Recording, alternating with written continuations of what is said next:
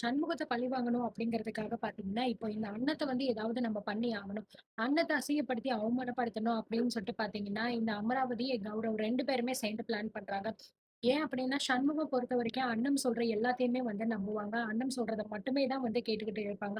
அப்படிப்பட்டவன நம்ம வந்து ஏதாவது பண்ணணும். அவனுக்கு அசிங்கப்படுத்தி, அவமானப்படுத்தி, ஆ சண்முகத்த பார்த்தீங்கன்னா, ரொம்பவே வந்து வருத்தப்பட வைக்கணும் அப்படின்னா, அதுக்கு ஒரே காரணம் வந்து நம்ம அண்ணமா தான் இருக்கணும். அண்ணத்த வந்து நம்ம இந்த மாரி ஏதாவது சொல்லி அவமானப்படுத்தணும் அப்படின்னா, கண்டிப்பா அதுலருந்து நம்ம சண்முகத்தால வெளில வரவே முடியாது அப்படின்னு வந்து இவங்க 2 பேருமே பிளான் பண்றாங்க. ஸோ அதுபடி பார்த்தீங்க அப்படின்னா, இந்த கௌரவ வந்து அண்ணன் இல்லாத நேரம் பார்த்து அண்ணத்தோட ரூம்ல போயிட்டு பார்த்தீங்கன்னா இருக்க சொல்றான். அது மட்டும் இல்லாம வீட்ல யாராவது வெளில வருவாங்க இல்லையா? அந்த நேரம் பார்த்து கரெக்ட்டா அண்ணன் ரூம்ல இருந்து வெளில வர மாரி இருந்தோம் அப்டின்னா, ஸோ இவங்க 2 பேருக்கு ஏதோ ஒரு தொடர்பு இருக்கு போல இருக்கு. இந்த கௌரவ் வந்து அண்ணன் ரூம்ல வந்து போயிட்டு வரானே அப்படின்னு எல்லாருக்குமே சந்தேகம் வரும் இல்லையா? அண்ணத்த ரொம்ப தப்பா பேசுவாங்க அப்படின்னு பிளான் பண்றாங்க. இந்த பிளான எக்ஸிக்யூட் பண்றதுக்கு உடனே வந்து இந்த அமராவதி கௌரவ கூப்ட்டு, இந்த விஷயங்கள் எல்லாமே நீ பண்ணணும் அப்படிங்கிற மாரி சொல்றாங்க. ஸோ உடனே அவனுமே வந்து கண்டிப்பா பாட்டி நீங்க சொல்ற மாதிரி இத நான் வந்து பெர்ஃபெக்ட்டா பண்ணி முடிச்சிடுறேன் அப்படின்னு சொல்லிட்டு 2 பேருமே கிளம்பி கீழ வராங்க. ஸோ கீழ வந்து பார்த்தோம் அப்படின்னா, அண்ணன் வந்து அந்த நேரம் பார்த்து கரெக்ட்டா வந்து குளிக்கிறதுக்காக வந்து உள்ள பாத்ரூம்க்கு போயிருக்காங்க. இந்த விஷயத்த அந்த அமராவதி பார்த்துட்டா. ஸோ இப்பதான் கரெக்ட்டான நேரம் கௌரவ். இப்ப வந்து அந்த அண்ணன் வந்து குளிக்கிறதுக்காக உள்ள போயிருக்கா. நீ என்ன பண்றேன்னா, அப்படியே மெதுவா வந்து அண்ணத்தோட ரூம்ல போய் நின்னுக்கோ. ஸோ கொஞ்ச நேரத்துல வந்து பார்த்தீங்க அப்படின்னா, ஒரு 5 நிமிஷம், 10 நிமிஷம் கழிச்சு, நீயா வந்து அண்ணனோட ரூம்ல இருந்து வெளியில வர்ற மாரி வா. கண்டிப்பா வீட்ல இருக்கிறவங்க யாராவது இந்த விஷயத்த பார்த்தாங்க அப்படின்னா, நிச்சயமா இது பெரிய பிரச்சனையாகும்.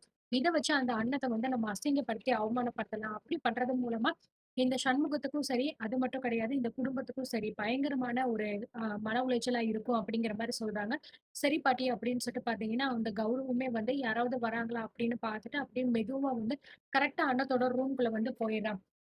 ஸோ போயிட்டு அங்க நின்னு பார்த்துக்கிட்டு இருக்கா.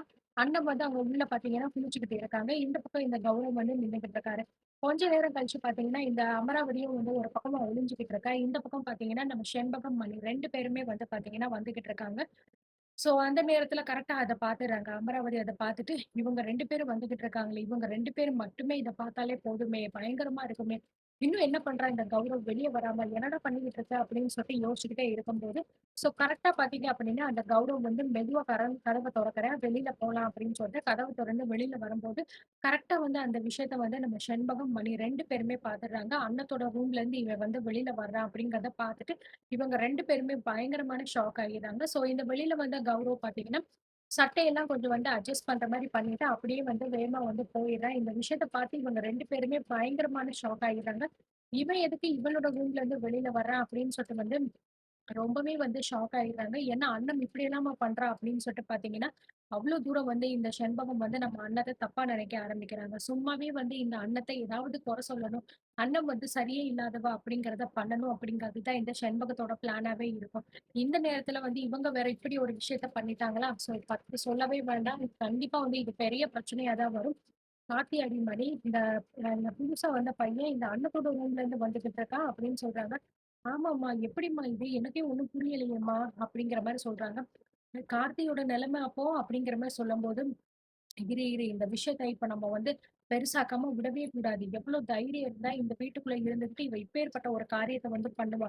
அப்படின்னு பார்த்தீங்க அப்படின்னா 2 பேருமே வந்து நெனைக்கிறாங்க.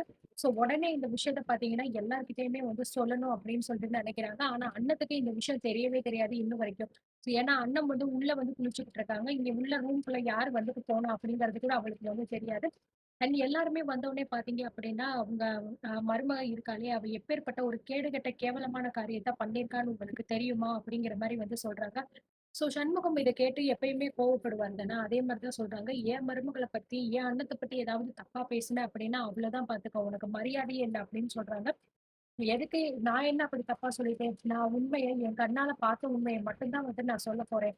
அப்படின்னு சொல்றாங்க. அப்படி என்ன உண்மைய பார்த்துட்ட? அப்படிங்கிற மாரி வந்து கேட்கும்போது இதோ நிக்கிறாளே உங்க மருமக.